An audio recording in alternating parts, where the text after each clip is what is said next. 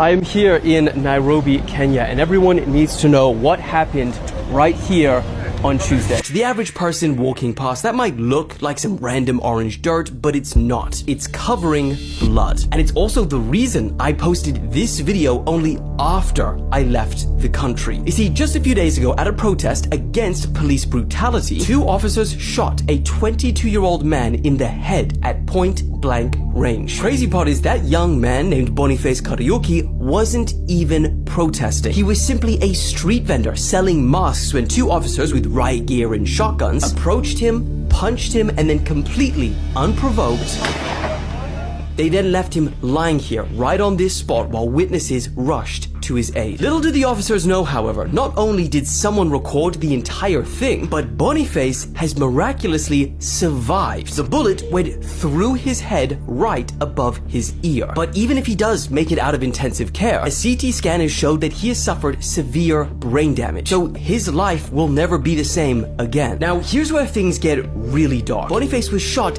at a protest where people were demanding justice for a teacher who was killed in police custody. Officers arrested a 31-year-old man named Albert Ojwang earlier this month, accusing him of, you ready?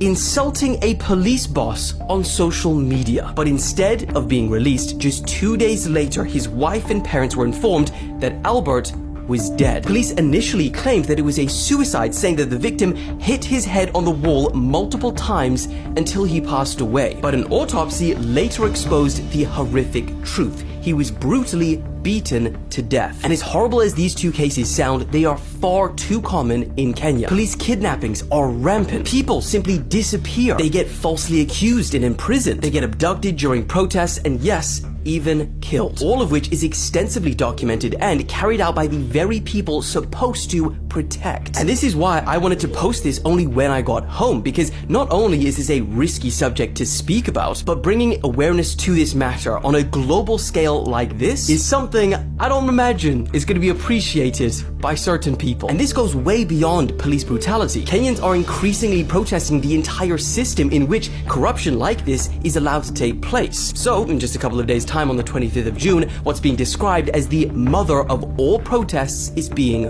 organized. So, as things develop, I'll keep you guys updated.